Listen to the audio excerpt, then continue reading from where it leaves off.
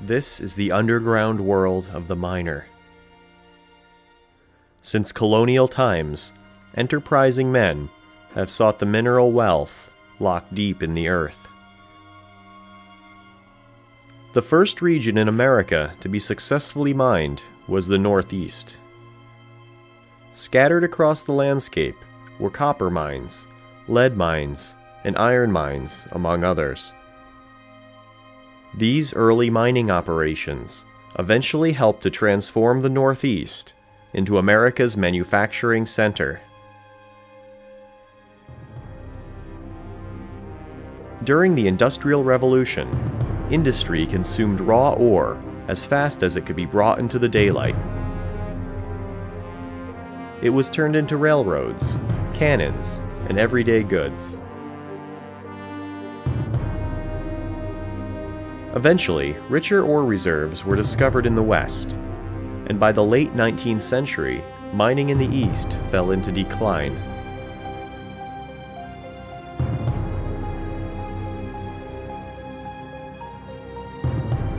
Entire operations were shut down, the miners ceased working, and the mines fell silent. Buildings were dismantled or fell into disrepair as the forest closed in. The mines were forgotten and had all but vanished from the landscape.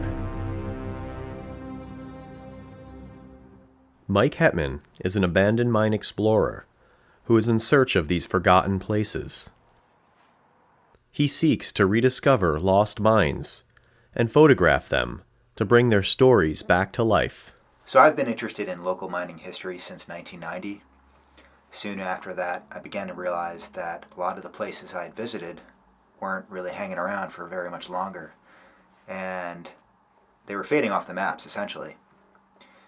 The local history books, so nuanced in regard to local townspeople, churches, landmarks, had very little to say about the common man, the miner. I wanted to photograph these mines. I wanted to photograph them before they were lost and never recorded. Course of action. Finding these forgotten sites does not come easy. Mike's research begins with old books, geologic reports, and maps. When we research an abandoned mine that we haven't been to before, we're literally superimposing 19th century maps with modern 21st century maps. We're laying it out on the computer, and we're trying to pinpoint the precise location. We're trying to figure out where the tunnels are, where the various workings are, and what was perhaps shown as an important wagon road on a 19th century map might not even be discernible today.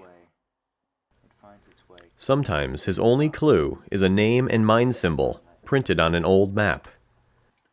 65% iron. He looks for production figures, years of operation, and geology.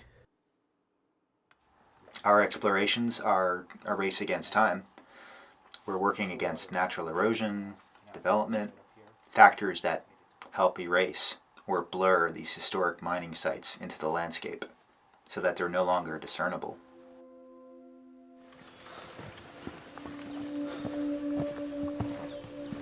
Once Mike has plotted the coordinates to the mine, he will set out looking for it.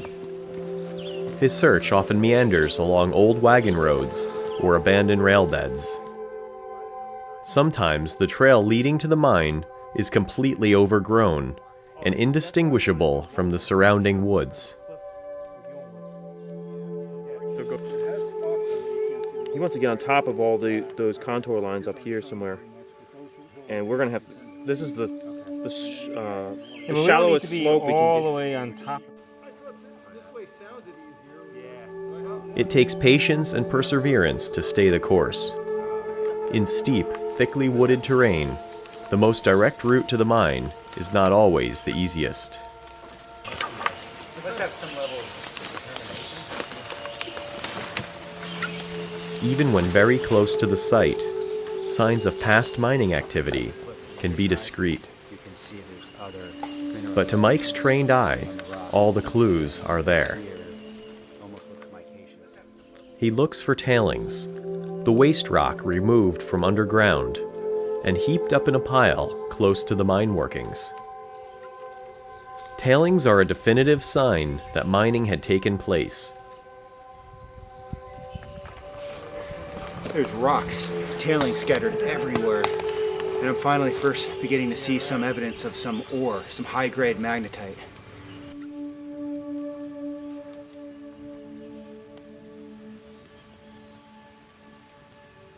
He also looks for surface features, like building foundations or other mine-related structures.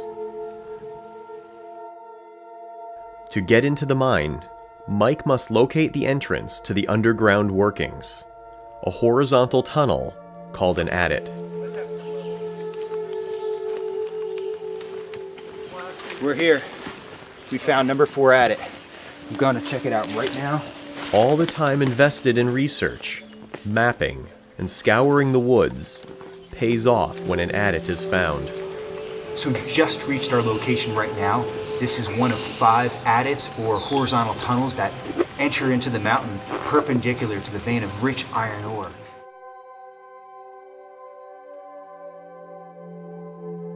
When Mike steps into the adit, he crosses an invisible border between our world and a world frozen in time.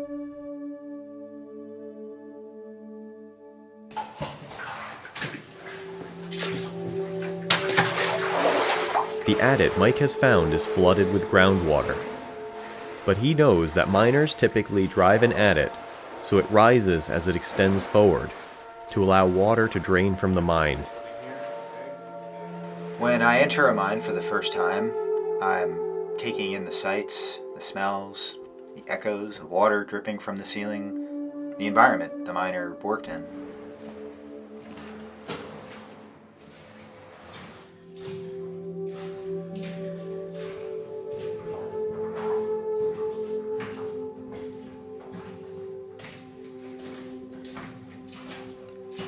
Sometimes after reading the literature about a mine, you're left with so much mystery.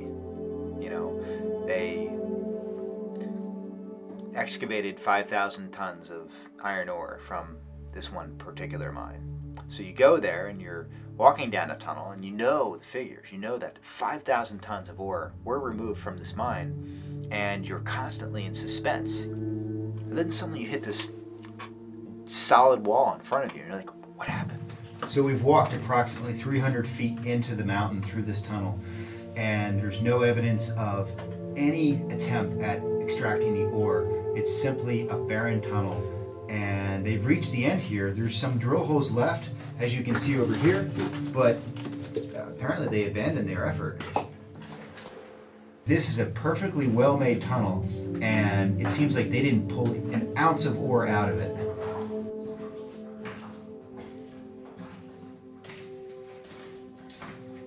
That tunnel that you walked through was just a piece of the puzzle, you know? It was just one exploratory tunnel. Where they got the 5,000 tons was from another opening. But you have to find that. Couldn't find any evidence of mining whatsoever, just a barren tunnel. It looked like they really put a lot of effort into driving this tunnel into the mountain. But for what purpose? It seems they didn't find any ore, so we're gonna follow southwest. We're gonna look for adit number 3. All you know is the gross figures of how much they removed, but you don't necessarily know where they removed it. And part of piecing all of this together is exploring the adit tunnels that are still open and getting a picture as to where they got the ore from.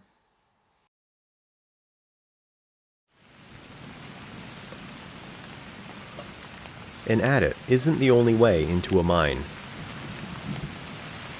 Sometimes the mine workings are open to the surface, appearing as a gaping chasm in the landscape.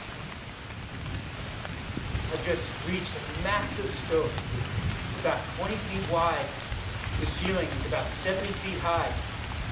And it just goes down into the mountain into complete darkness. Entering the workings this way is not as easy as entering an adit, but is many times the only way.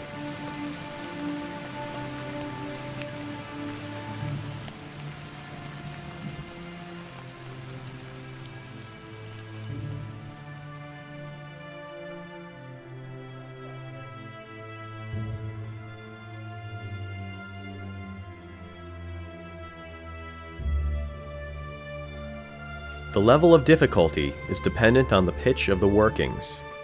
If it is vertical or at a steep incline, Mike will need to rope down.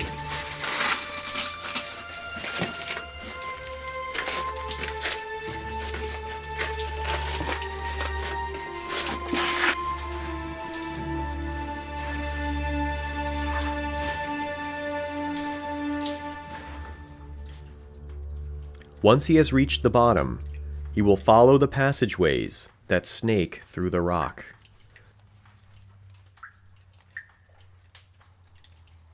When I'm in a mine for the first time, I'm very curious about what's around the next corner, what's, just ahead.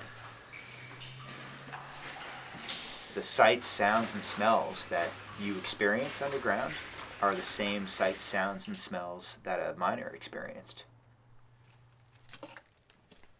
Finding artifacts in a mine really humanizes the experience. It tells you that a person had to hold that drill that's now leaning against the side wall. It tells you that a miner had to hammer in those spikes that are maybe just laying in a corner. It tells you, when you see writing on the wall, it tells you the names of maybe some of the miners. It really brings the story to life.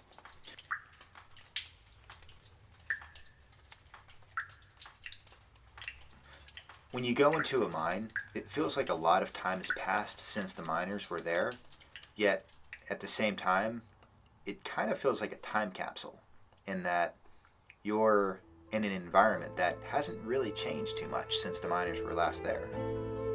And any tools that were left behind were, in a lot of cases, left exactly where you see them today.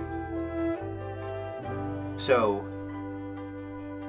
there's a passage of time, and yet everything still seems so yesterday. It's definitely a conglomerate, though. Mike's goal is to explore the entire mine. He uncovers one clue at a time, slowly piecing together its story. So now we're further in the stope here, and what we've found is an actual miner's drill steel here, okay? Now one end, you can see it has a chiseled end here, and on the opposite side, it has a flat end. Now, When he finds a set of tools left in the mine, the last person to have used those tools over 100 years ago was the miner.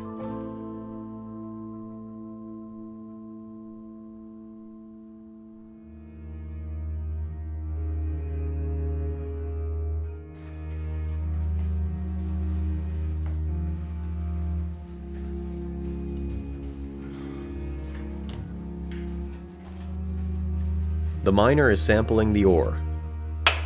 He needs to make a decision. Should he begin mining the vein, or push on farther into the hillside in search of a possibly richer vein? The quality of the ore he has found is adequate. It will bring a decent price once carted to the furnace. He gathers up his set of tools and resumes his work.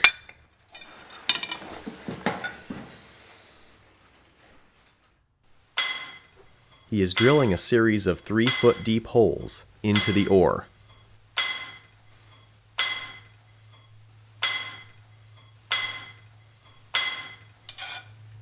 His tools are simple but effective. His drill is made of steel. The end is forged to a chisel edge.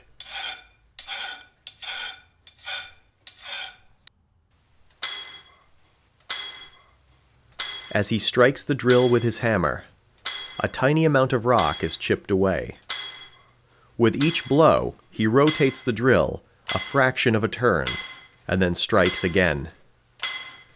After one full rotation, a circular depression is left in the ore. After thousands of repetitions, a hole is created. As he bores deeper into the rock, he uses his mud spoon to remove rock dust from the hole. Once the hole is cleared, he resumes drilling.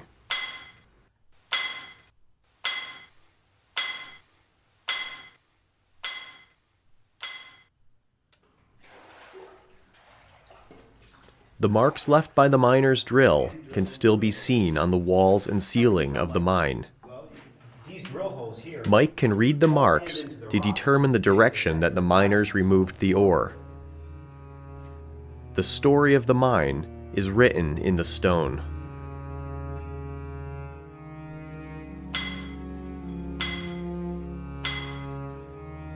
The miner is nearly finished drilling the last hole. Soon he will use a dangerous but effective technique to remove this section of ore: blasting. The concept of using tightly contained gunpowder to fracture rock was first used in Europe in the 1600s. The practice soon spread to America when German and English miners were brought to mine copper in the early 1700s. Blasting has been a mainstay of hard rock mining since.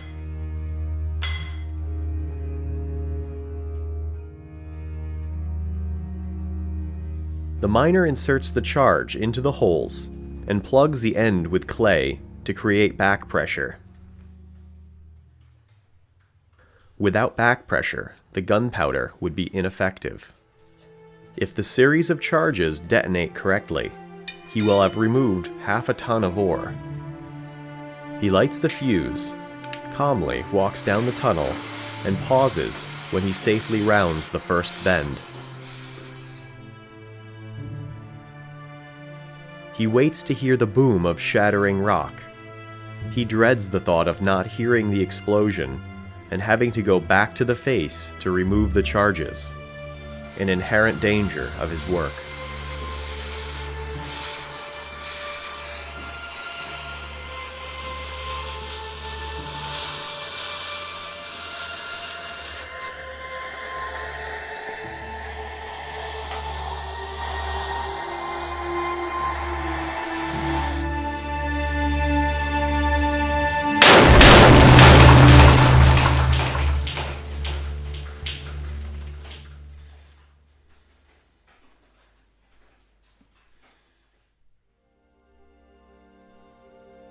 It is in this way that the mines were worked, one firing of a blast at a time. The cavernous spaces that remain represent thousands of man-hours of labor. Labor that had one singular goal: remove the ore that had been imprisoned in rock for millions of years. Remove it as quickly and cheaply as possible. This cavity, where the ore is mined, is called the stope. When Mike reaches a stope, the experience can be awe-inspiring. As he enters, his voice becomes a booming echo, and his light is swallowed up by the blackness.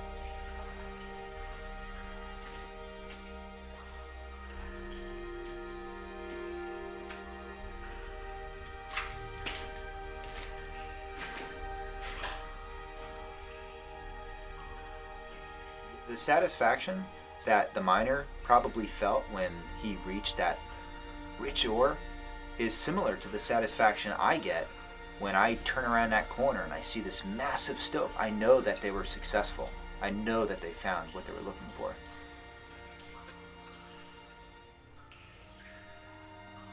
You're observing mineralization that was deposited there millions, if not billions of years ago. And you're seeing the earth for what it really looks like.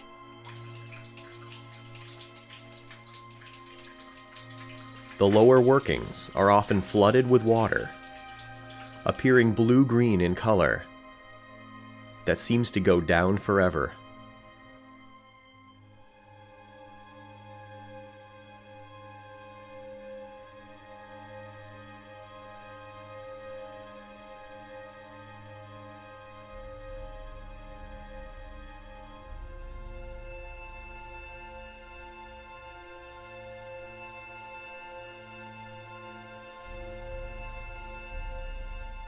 The shape and size of the stope is always different.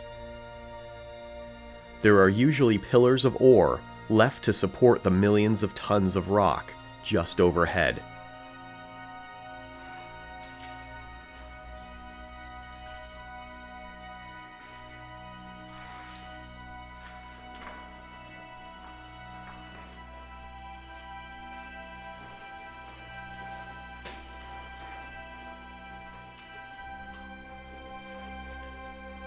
This is not a barren space. This is a space that men spent their lives working in, surrounded on all sides by rock.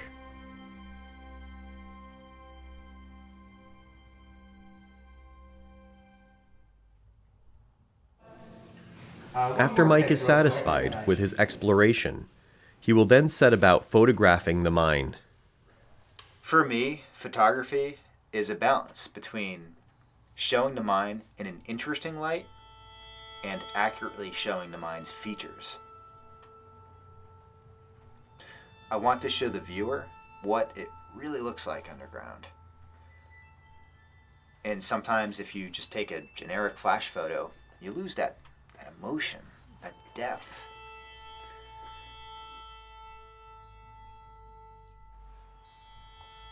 Some of these spaces are 100 feet tall or 7 feet tall, 100 feet wide or more. And it's very difficult to emphasize these features if you're not really taking your time to set up the shot, tell people where to stand, get the lighting just right. There's a lot of work that goes into it. We go underground and sometimes we spend hours underground, and most of that time is just photographing. We're just trying to really capture that environment in a true and interesting way that just can't be done by running through the mine and snapping flash photos. We have lighting techniques for illuminating a large stope underground. We have techniques to show distance. You know, one person stands close, another person stands far away. Without those people in the shots, it's very hard to make out relative distances and heights. The pictures that stand out most to me are the ones that carry emotion, that are dramatic but tell a true story. I focus on taking pictures that are hopefully inspiring so viewers can appreciate the environment that these miners worked in.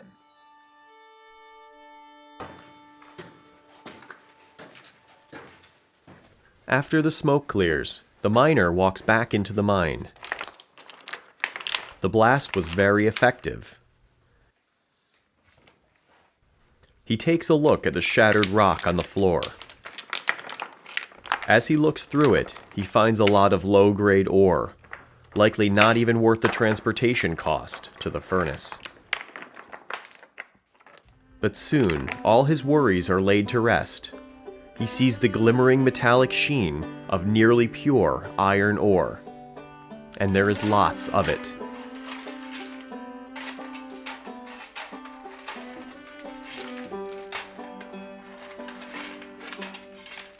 These stories of miners toiling underground, risking their lives for things we take for granted, should not be forgotten. Their stories should live on.